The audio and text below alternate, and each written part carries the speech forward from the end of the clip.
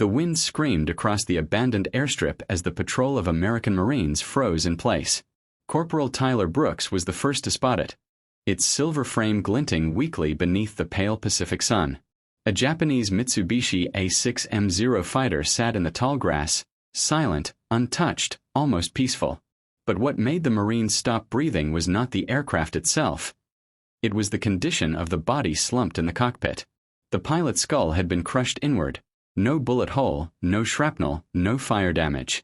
Just a brutal, clean impact. As if something had smashed straight through the canopy without leaving a single mark. Brooks raised his rifle. What in God's name happened here? No one answered. Sergeant Michael Rowan climbed onto the wing, his boots sinking slightly into the sun-baked metal. He steadied himself and leaned into the cockpit for a closer look. The dead pilot's head drooped at an unnatural angle, and his flight suit was torn across the chest, exposing ribs that looked like they had been compressed by a tremendous force. But there was something else, something far more disturbing. There was no armor plate behind the seat. Rowan blinked. Hold on. This thing has no protection. None. Not even a metal backplate. He pressed a gloved hand against the rear bulkhead. Aluminum. Soft. Almost flimsy. Why would they send pilots up like this? Private Harris whispered, "This is suicide."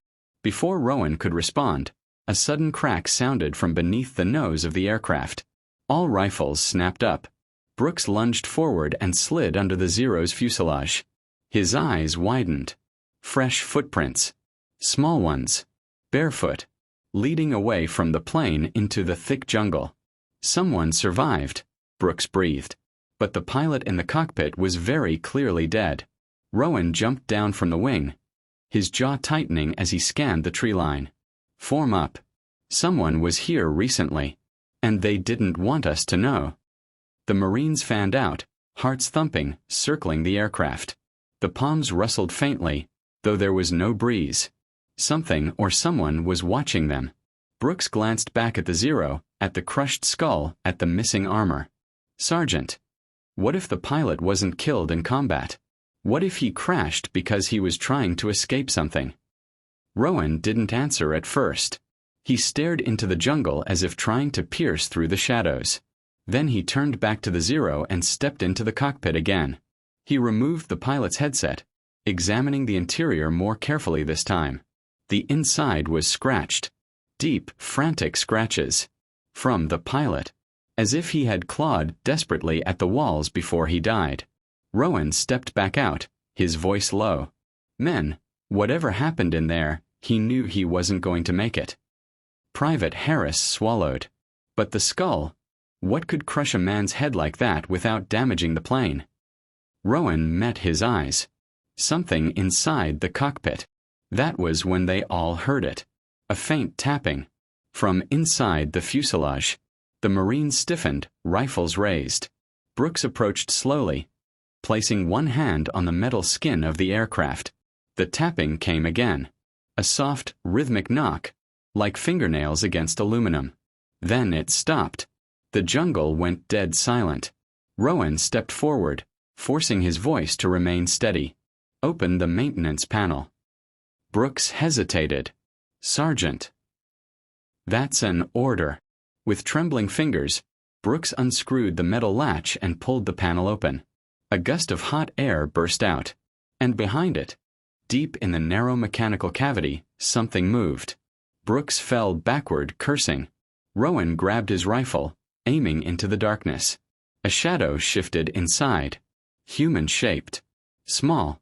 Crawling backward. Deeper into the belly of the plane like a cornered animal. Show yourself. Rowan shouted. The figure froze. Then, very slowly, it crawled into the light. It wasn't Japanese. It wasn't even a soldier. It was a boy. No older than 14. Dirt-covered. Terrified. Barefoot. His dark eyes flicked wildly between the Marines. His lips trembling as he tried to form words. Rowan lowered his rifle, stunned. Kid. What the hell are you doing inside a Zero? The boy shook his head, tears welling. Then he whispered something in a shaky, accented voice. Please. Don't let it come back. The Marines exchanged glances. Let what come back? Brooks asked gently. The boy pointed at the cockpit, at the crushed-skulled pilot, then at the jungle. But before he could speak another word, a single sharp scream echoed in the distance, piercing, inhuman, and close enough to rattle the metal of the Zero. The boy collapsed to his knees. It's here. The Marines tightened formation instantly, rifles aimed at the shifting shadows between the trees. Something large moved out there. Fast. Silent. Intentional. Rowan reached down and grabbed the boy's arm. Everyone fall back. Now. Move. But as the Marines began to retreat, the jungle fell completely still, as if holding its breath. And then, one by one, the trees began to bend. Not from wind. From something pushing them aside. Something coming straight for them. Before the Marines could take another step, a massive silhouette broke through the foliage, and the ground trembled under its weight. The boy screamed. Rowan froze. What they saw next would change everything they thought they knew about the Pacific War. Before the chapter closes, here is a moment for engagement that blends naturally. If you were in Sergeant Rowan's boots right now, with something huge moving toward you and a terrified boy claiming it killed a Japanese pilot from inside his own cockpit, what would you do? Tell us in the comments. And don't forget to subscribe so you don't miss what happens next. The massive silhouette towered at the tree line, its outline barely visible through the shifting shadows. Rowan steadied his rifle, but his breath caught when he finally saw the shape clearly. It wasn't an animal. Animals didn't move like that. Too controlled, too purposeful, too aware. And certainly not that large. Brooks whispered, "Sergeant, that thing is walking." The boy pressed himself against Rowan's leg, trembling violently. His eyes remained fixed on the tree line, refusing to blink, as though blinking would invite death. "It followed the plane," he whispered. "All the way from the mountains." The Marines formed a protective semicircle around Rowan and the boy, each man struggling to keep his hands from shaking. Harris wiped sweat from his brow. "This island's supposed to be deserted. What the hell is that?" Rowan forced his voice steady. "We move. Slow. Keep your rifles up and your eyes on that tree line." But the silhouette did not charge forward. It just stood there, partially obscured by vines, its hulking frame shifting gently, like it was adjusting to their presence, studying them. The Marines edged backward across the abandoned airstrip, boots crunching in dry grass. With each step they took away from the jungle, the figure stopped advancing and simply watched. "Why's it just standing there?" Harris whispered. Rowan didn't answer because he didn't know. Instead, he guided the boy toward the center of the formation. The boy's breathing hitched, and Rowan asked quietly, "What's your name, kid?" The boy hesitated. "Daniel." "Daniel," Rowan said firmly, "you're safe now. We need to know what happened. Start wherever you can." Daniel's eyes flicked back to the silhouette. "Not here. It listens." Rowan nodded and increased their pace. They reached the far side of the airstrip, positioning themselves behind an overturned supply truck for cover. The creature still hadn't stepped out from the tree line. It was as if crossing the open ground would expose it, something it didn't want. Brooks and Harris kept rifles trained on the jungle while Rowan crouched in front of Daniel. "Talk to me. You hiding inside a Zero fighter isn't something anyone just does. How did you get in there?" Daniel looked down, twisting his fingers together. "I didn't get in. The pilot pulled me inside. He tried to save me before it killed him." The Marines exchanged uneasy glances. Rowan kept his tone gentle. "Who was the pilot?" "A Japanese officer," Daniel said. "Lieutenant Hiroshi." He swallowed hard. He wasn't like the others. He didn't want to fight. "He found me on the north shore after my home was attacked." Rowan blinked. "Attacked? By who?" Daniel took a long, shaky breath. "Not who. What?" His voice trembled as he continued. "The Japanese kept a base on the mountain. Something escaped from there. Something they made or found. I don't know. But it broke out. It killed everyone it saw. Soldiers. Civilians. Anyone. Brooks muttered under his breath. Jesus. Daniel nodded. Hiroshi tried to radio for help, but the thing got through the base faster than anyone expected. He grabbed me, pushed me into his plane, and told me not to make a sound. He said the Zero had no armor, but it was fast. Maybe fast enough to escape. Rowan slowly pieced the horror together. You mean, whatever killed that pilot wasn't in the jungle? It was in the plane with you. Daniel nodded, tears gathering in his eyes. It climbed onto the wing before we took off. It broke through the canopy. He fought it while flying. That's why his head? Rowan closed his eyes briefly. That explained the crushed skull, the scratches, the missing armor plate. A Zero was built for speed, not protection. Whatever attacked the pilot had ripped straight through the cockpit and into the cramped fuselage. Daniel whispered. I hid inside the maintenance cavity. I heard him scream. I heard it moving around. But when we crashed, the thing was thrown out. I saw it land in the trees. I stayed inside until you came. Rowan exhaled slowly. Daniel, is that thing hunting you?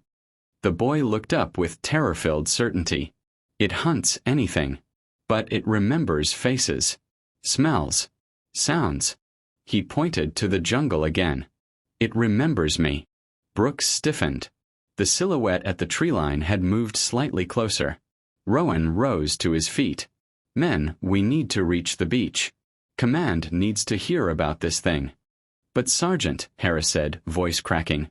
What if it follows us? Rowan checked his rifle. It already is.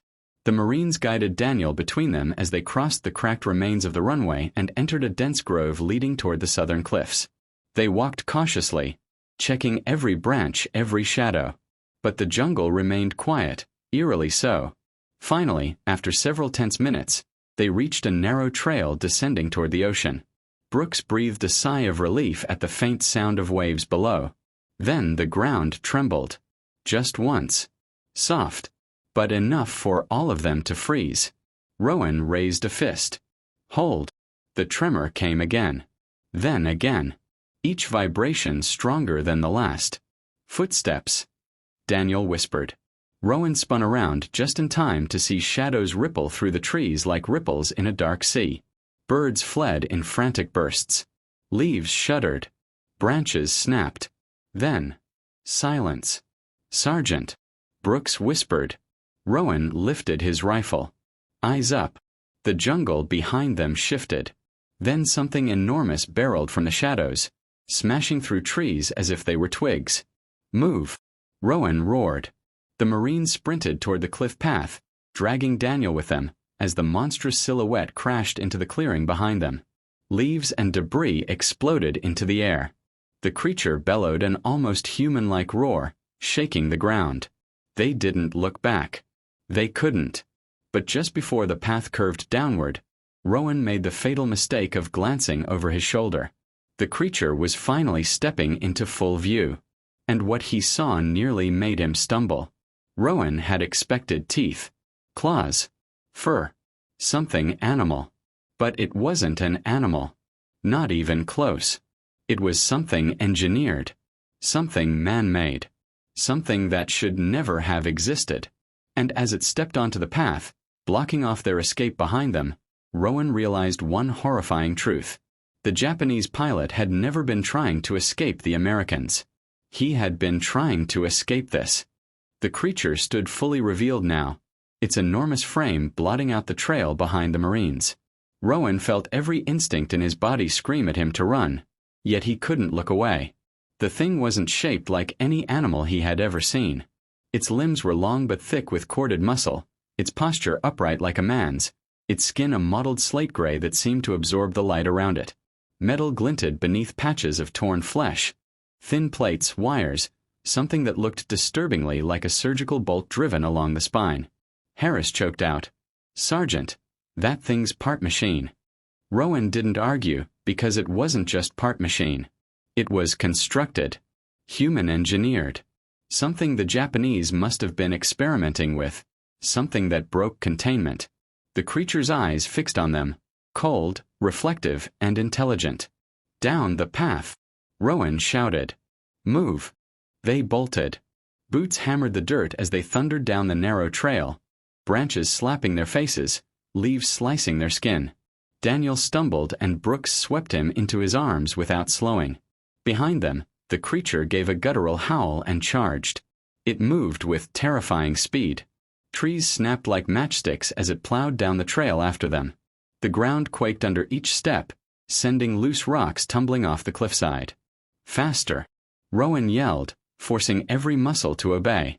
A massive burst of wind slammed into them as the creature leapt onto a boulder above the trail, landing so hard the stone cracked beneath its weight. Brooks dove with Daniel, rolling them both off the path seconds before a huge arm swept through the air where they had been standing. Rowan fired a burst from his M1. The bullet struck the creature's chest, kicking up sparks, not blood, and the thing roared, more annoyed than injured. Center mass ain't doing a damn thing. Harris cried. Target the joints. Rowan ordered. Harris fired at the creature's knee.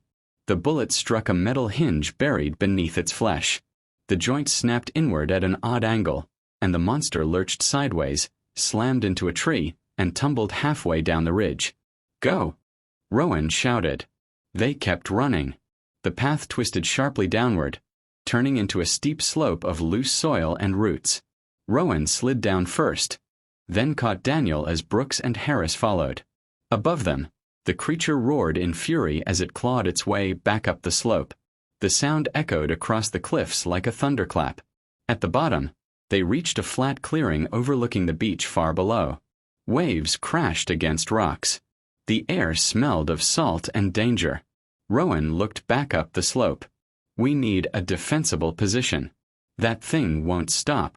Brooks pointed to a cluster of large volcanic rocks at the edge of the clearing. There. We can funnel it. Rowan nodded. Set up a firing line. Harris with me. Brooks, keep Daniel back and stay low. They rushed into position just as the creature's massive hand appeared over the top of the slope, followed by its hulking form. Dirt cascaded down its shoulders as it hauled itself up. Its damaged knee twisted unnaturally, but the joint cracked back into place with a sickening metallic snap. Harris whispered a shaky prayer. Then the creature charged again. It barreled toward them with unstoppable force. The Marines fired in coordinated bursts, aiming at joints, exposed cables, and anything that wasn't covered by the thick, leathery hide. Sparks flew. Fragments of metal and tissue tore free. But the thing did not fall. It slammed into the rocks, shattering one into pieces, and swiped at Rowan with a massive arm. Rowan rolled aside just in time, feeling the rush of air as the creature's claws carved through the space where his head had been. Harris threw a grenade toward its feet. It detonated with a deafening blast, sending smoke and dust in every direction. For several seconds, the beast disappeared in the cloud. Rowan stood, coughing, eyes stinging. Did we get it? The ground shook violently. Through the thinning smoke, the creature rose. Burned. Mangled. But alive. It let out a furious bellow and charged again. Rowan braced himself, but just as the creature reached them, the cliffside beneath it began to crumble. The force of the grenade blast had weakened the ground. The creature's weight proved too much. The entire section of earth beneath its feet collapsed. The creature roared as it plunged down the cliff, crashing into the rocks below with a bone-shaking thud. Dust rose in a massive cloud. Waves swallowed parts of its broken form. Silence. The Marines didn't move. They waited. Seconds passed. Then a full minute. Rowan finally exhaled, letting his rifle lower a fraction. All right, men. That thing is. Then the creature's hand twitched. It wasn't dead. Brooks grabbed Daniel. Sergeant, it's getting up. Rowan's blood ran cold. The creature slowly pushed itself up from the rocks below, one limb at a time. Metal plating hung loose from its torso. One eye glowed faintly. It was alive. But barely. It's coming back up, Harris whispered. Sergeant, what do we do? Rowan looked down the cliff, then back at the jungle path behind them. They were cornered. They had only two options. Neither was good. "We make for the shoreline," Rowan said, voice firm. "There's a chance Command's patrol boat is still circling. Brooks, carry Daniel. Harris, cover rear." They broke into a sprint again, racing down the cliff trail toward the beach. Behind them, the creature roared louder than before. Furious, injured, and desperate to finish what it began. The ocean wind whipped against their faces as they neared the bottom. But then they froze, because waiting for them on the sand were unmistakable footprints. Fresh footprints. Boot prints. American boots. Someone else was on this island. Someone armed. And they had reached the beach minutes ago. Rowan turned to the others. "We're not alone. And whoever was here, they left fast." Brooks knelt beside a print. "Sergeant, these are running strides." Rowan nodded grimly. "Which means they're either running from us." He looked toward the crashing waves. Or from something else. Behind them, the creature roared again. Closer this time.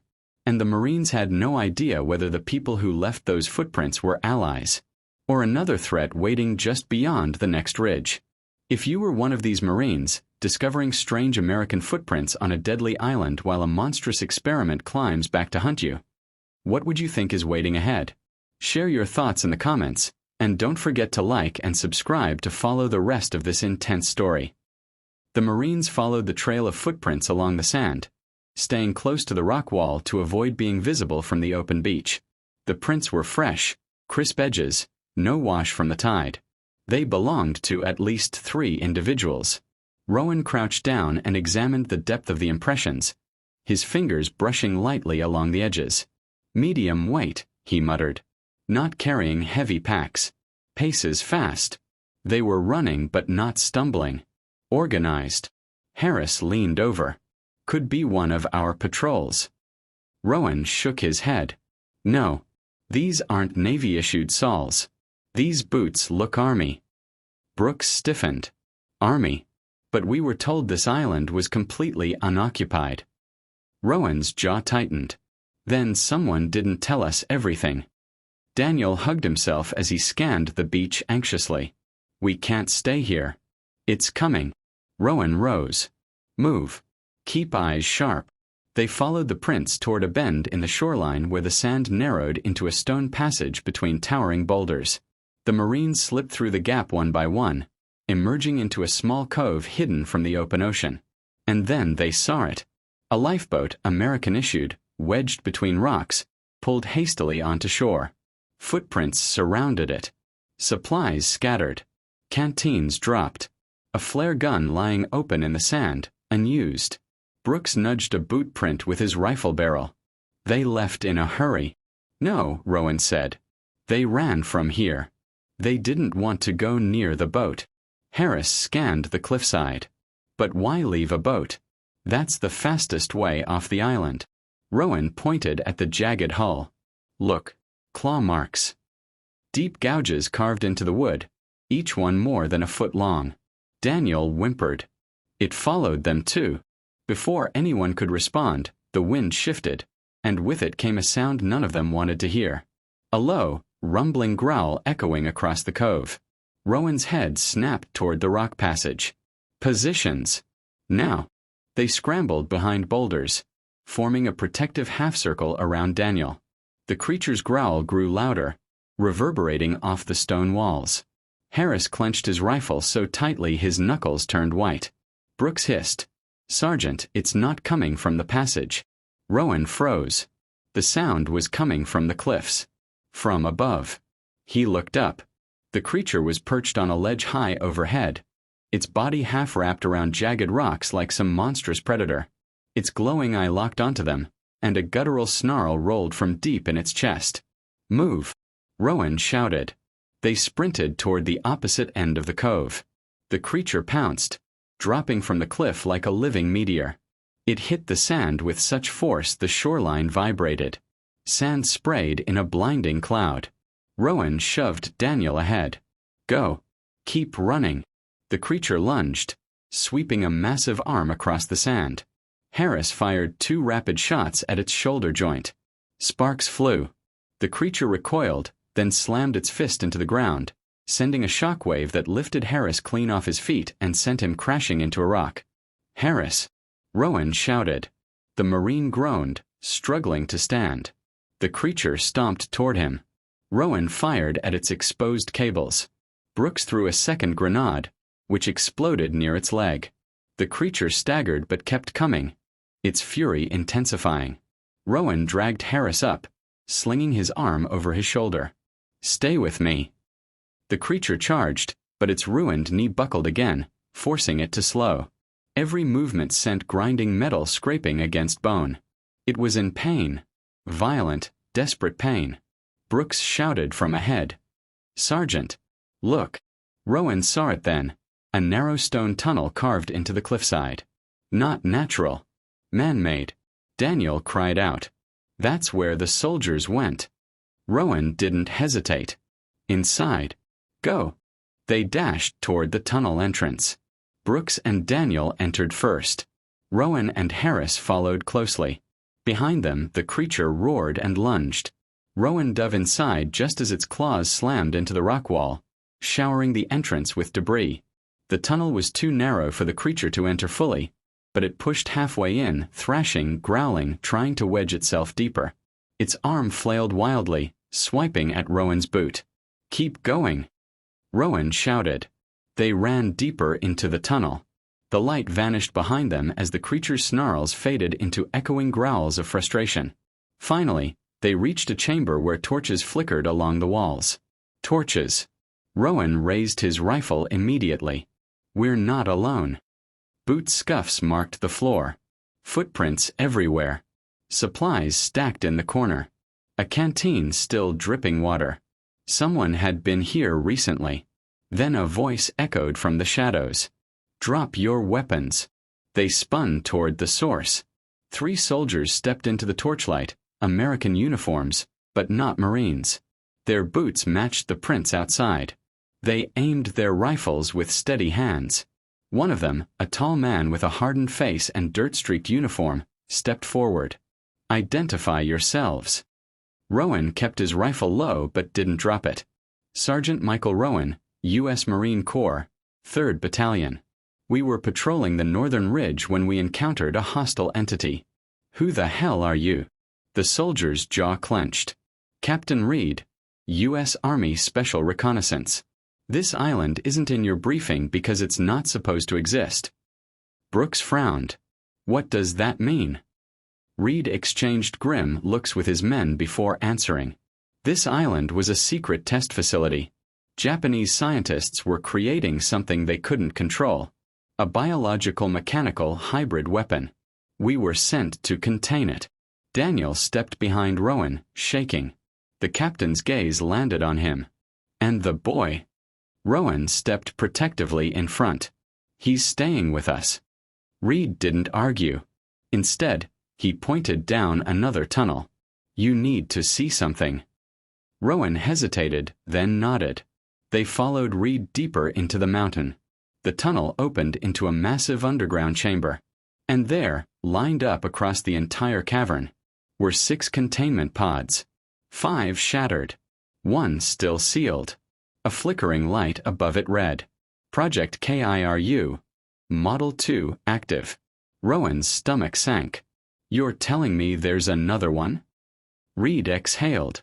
"Yes. And the one hunting you." He pointed back toward the echoing tunnel. "That's only the prototype." Rowan felt the temperature drop in the room. Before anyone could speak again, a distant explosion shook dust from the ceiling. The prototype had found another way in, and the sealed pod behind them began to hiss. The hissing from the sealed containment pod cut through the chamber like a blade. Every Marine, every soldier, every breath froze in place.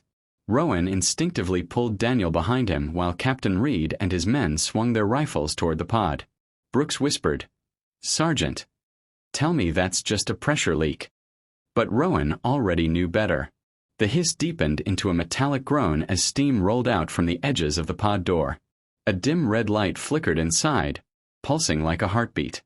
Each pulse seemed to sync with the tremors still reverberating through the cavern from the prototype's attempt to force its way in. The air grew thicker, warmer, charged with the smell of antiseptic and something metallic. Almost like blood. Captain Reed stepped forward. Model 2 shouldn't be awake. We shut down its systems days ago. Rowan kept his rifle aimed. You're saying there's a second one.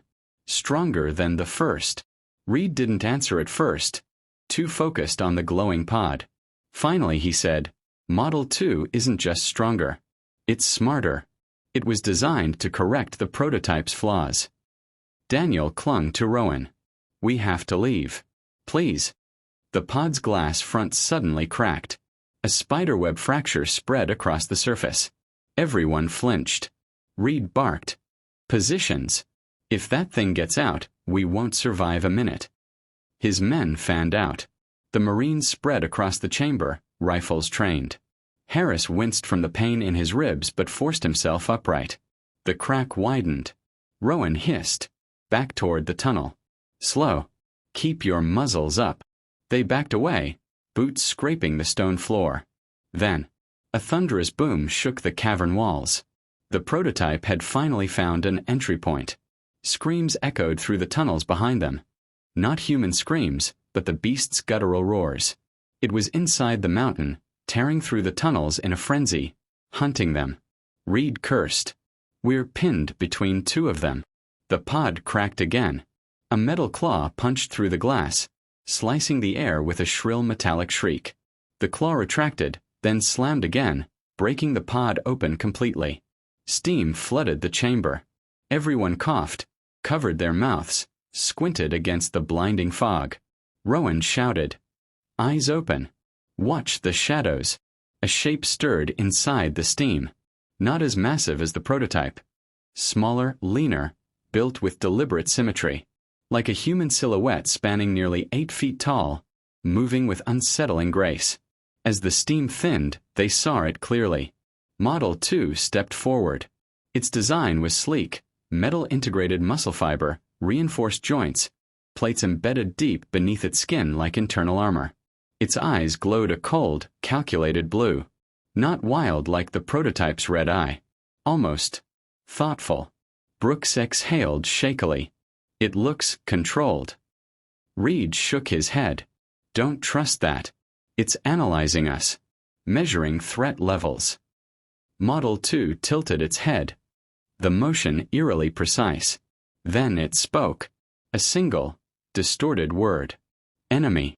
Every rifle in the chamber fired at once. Rowan tackled Daniel to the ground as bullets sparked against Model 2's armored skin. The creature absorbed the fire, stepping backward only once before anchoring itself, claws tearing into the stone floor. It raised one hand and slammed it down. A shockwave blasted through the chamber. Harris flew into a pillar. Reed's men crashed into crates and walls. Torches extinguished. Dust and rock cascaded from the ceiling. Rowan shielded Daniel. Move. Move. Model 2 lunged forward, swiping at Reed with inhuman speed. Reed rolled aside just in time as its claws carved a trench in the floor. Brooks fired again, aiming for its joints, but the rounds barely slowed it. Then another roar echoed, this time from the tunnels behind them. The prototype. It had found the chamber. Rowan's blood ran cold. 2 of them, at the same time. The prototype burst through the tunnel wall in an explosion of rock and dust, tumbling into the cavern, its injured body fueled by rage. Its glowing red eye locked onto Model 2. Everything froze. Rowan whispered. They recognize each other. The 2 creatures faced one another. Creator and successor. Prototype and perfected model. For a moment, they stood motionless, breaths heaving, metal and muscle shifting under the torchlight. Then, without warning, the prototype roared and charged. Model 2 countered instantly, slamming into the prototype with brutal force. The sound of metal tearing and bone cracking filled the chamber. The monsters collided, clawing, ripping, striking with machine-assisted power. Rowan grabbed Daniel and Harris. This is our chance. We go now. Reed pushed himself up, coughing blood. Back to the tunnel. There's another exit deeper in. We use it. The Marines and soldiers moved quickly along the outer wall. dodging falling debris as the two beasts slammed each other across the cavern. Sparks shot like fireworks. The room shook with every blow. The prototype tore into Model 2's chest, ripping out cables. Model 2 retaliated with a brutal upper strike that sent the prototype smashing into a containment pod. Rowan and his group reached the far tunnel. Reed signaled, "Down here. Fast." The roar behind them grew louder. A body, too large to tell which monster it belonged to, crashed into the pillar beside them, shattering it into dust. Brooks shouted, "They're bringing the whole place down." They ran. Hard. Feet pounding the stone as the battle raged behind them with deafening violence. Dust filled the air. The tunnel shook. Daniel gasped. "Will the tunnel hold?" Rowan didn't answer. Another explosion. A ceiling crack. A boulder fell inches behind Harris. And then Rowan heard a sound he dreaded more than anything. The prototype's roar, right behind them. It was no longer fighting Model 2. It was coming for them again. Rowan didn't look back. "Run. Don't stop." They hurtled down the tunnel as the sound of claws scraping stone grew closer. Air rushed in hot bursts from behind as the monster closed the distance. They reached the end of the tunnel and exploded into a vast chamber with a metal door on the far wall. Reinforced, American-made. A laboratory. Harris cried. "How do we get out?" Reed sprinted to the control panel. "It needs the right code. And we don't have time." Rowan slammed his rifle butt into the control box, smashing it open. "Find the manual override."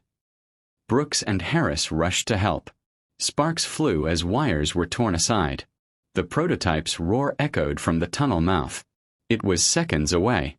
Reed ripped down a lever hidden behind the wiring. The metal door screeched. Slowly. Painfully slowly. Faster. Rowan shouted. The prototype lunged into the chamber. Daniel screamed. The metal door was only halfway open, and the monster was charging straight at them. If you were trapped behind a slow-opening steel door with a raging prototype charging straight at you, what would you do in that moment? Tell us in the comments. And if you're still hooked, remember to subscribe and share the story with someone who loves intense WW2 mysteries. The monster's roar filled the chamber like a physical force, rattling every bone in their bodies. Rowan could feel the vibration in his chest as the prototype thundered toward them, its claws gouging deep trenches into the stone floor. The half-open metal door groaned inch by inch, agonizingly slow, as sparks rained from the exposed control box. Daniel clung to Rowan's sleeve, his small body trembling violently. "It's coming. It's coming." "I know." Rowan shouted. "Get ready." Harris and Brooks braced themselves on either side of the widening gap, prepared to dive through the moment there was enough room. Captain Reed fired shot after shot, each bullet sparking harmlessly off the monster's armored hide. The prototype didn't flinch. Its glowing red eye stayed locked on Daniel. Rowan realized it wasn't charging blindly. It wanted the boy. "Brooks, take Daniel first," Rowan ordered. Brooks grabbed the boy under the arms. "Come on, kid. Keep your eyes on me." Daniel sobbed but nodded. They backed toward the opening. The prototype let out another furious roar and leapt. Rowan and Reed fired in unison, striking the monster at its legs. The impact staggered it, not enough to stop it, but enough to delay the final strike. The door finally reached 3/4 open. "Go!" Rowan barked. Brooks sprinted forward, diving through the gap with Daniel in his arms. Harris followed, rolling across the steel floor beyond. Reed shoved Rowan toward the opening. "You next." "No." Rowan shouted. "You go." A tremor shook the laboratory. One of the overhead lights shattered, plunging part of the room into flickering darkness. Reed didn't argue again. He dove through the opening, landing hard on the other side. Rowan backed toward the door, firing until his rifle clicked empty. The prototype lunged again, this time covering nearly the entire distance of the chamber. Rowan tossed his rifle aside and leapt through the remaining gap just as the monster's arms swung in a deadly arc. Claws raked across the steel door, missing Rowan's feet by inches. "Close it," Reed shouted. The prototype threw its entire body into the shrinking gap. Its claws jammed into the door's edge, metal screeching as sparks exploded outward. The door jerked to a halt. It stuck. Harris cried. Rowan and Reed grabbed the backup crank handle and forced it downward. The gears beneath the panel groaned. Smoke rose from the machinery. The monster roared, forcing its massive head through the gap, its burning red eye inches from Daniel, who screamed and buried his face into Brooks' chest. Push! Rowan yelled. The cranks strained under their combined strength. The prototype's jaws snapped, tearing at the air. Its claws scraped across the floor, dragging it forward as it fought the closing door. Rowan shouted through clenched teeth. Come on! Come on! The crank gave a violent jolt. Then, finally, the door slammed shut with a booming metallic echo. A final roar shook the steel. Then silence. Harris collapsed to the ground, gasping for breath. Brooks held Daniel tightly, whispering, "It's okay, kid. It's okay. We're safe for now." Rowan pressed his back against the sealed door, chest heaving. "Reed, tell me this exit leads somewhere better." Reed didn't answer immediately. He wiped blood from his lip and gestured deeper into the new chamber. "This place is American-made. It wasn't part of the Japanese facility." Rowan frowned.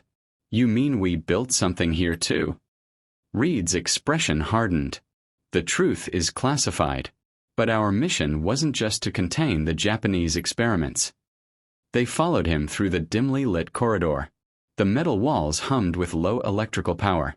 Warning signs in English lined the halls: restricted access, hazardous materials, authorized personnel only. Daniel whispered, "Why would Americans build a place like this?" Reed answered without looking back. "Because when intelligence intercepted rumors of Japanese weapon experiments, the U.S. command wanted to study them, maybe even replicate the technology." Rowan felt anger rise in his chest. "You're telling me the U.S. knew about those things, and still sent Marines here blind?" Reed paused. "Your battalion wasn't supposed to land on this island. You drifted off course after the storm. We were still trying to clean this place up before anyone else found out."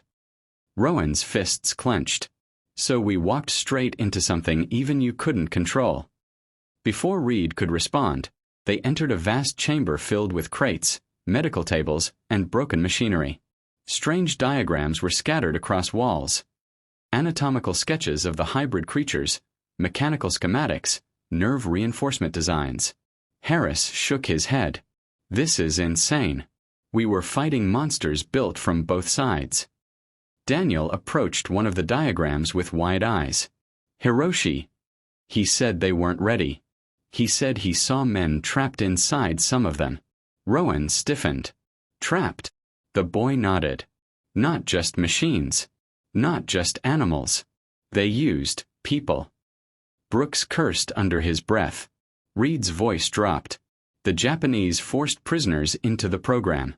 The U.S. wanted the research but refused to replicate the method. At least, not yet." Rowan approached a table containing damaged restraints. "What were they planning down here?" Reed swallowed. "To create a counterweapon if the Japanese models ever reached the mainland." Before Rowan could respond, a deafening crash shook the facility. The prototype. It was clawing its way through the steel door. Harris stumbled. "It's breaking in." Reed pointed toward a large freight elevator at the far end of the chamber. "That's our only escape route. It goes to the surface." Rowan grabbed Daniel and sprinted toward it. Brooks and Harris followed, weapons raised. Reed slammed his fist onto the elevator controls. The platform rumbled. Slow. Too slow. Rowan looked back. The steel door was buckling. Claws pierced through the metal. The prototype roared, tearing the door off its hinges. Sparks exploded in a shower of fire as the massive creature stepped into the chamber. Limping, cracked, burning, but more enraged than ever. "Faster!" Brooks yelled. The elevator shuddered. The platform began rising. The prototype saw them. It charged. Rowan raised his weapon. "Keep rising! Keep rising!" The monster leapt. The platform lifted. The creature's claws scraped the edge. But they weren't high enough yet. It jumped again. This time, it caught the elevator's rim. Its massive body slammed onto the platform, shaking all of them off balance. Daniel fell backward, screaming. Harris was knocked to the ground. Reed tried to fire, but the monster batted the rifle out of his hands. Rowan braced himself, staring into the creature's blazing eye. It had followed them through hell, and it was not stopping until every one of them was dead. The elevator platform shook under the weight of the prototype as it hauled itself upward, its claws carving deep gouges into the steel floor. Rowan staggered but didn't fall. He couldn't. Daniel was inches behind him, trembling but trying to stay quiet. Brooks and Harris scrambled to their feet, while Captain Reed braced himself against the railing, blood dripping from a cut above his brow. The prototype planted one clawed hand down, then the other, pulling its massive bulk fully onto the rising platform. Its glowing red eye locked onto Daniel with chilling intensity. It roared, a distorted mechanical howl that echoed through the shaft, vibrating the metal walls. "Spread out," Rowan commanded. "Don't let it pin us." The Marines and Reed forced themselves into formation even as fear tightened around their throats. The platform continued rising, but agonizingly slow, like a coffin lid being dragged open inch by inch. The monster swung its arm at Brooks. Brooks ducked, but the force of the strike sliced open a chunk of the railing behind him, sending sparks raining down into the darkness below. Harris fired his rifle, rounds striking the exposed wiring on the prototype's shoulder, sending small electrical bursts flickering across its body. The prototype snarled and backhanded Harris across the platform. Harris crashed into the control panel, groaning but still conscious. Rowan dove for Harris's fallen rifle, grabbed it, and fired directly into the prototype's damaged knee, the one weakened earlier. The joint buckled.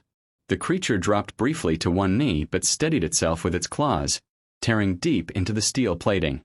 "It's not stopping," Daniel cried. Rowan grabbed the boy and pushed him behind Reed.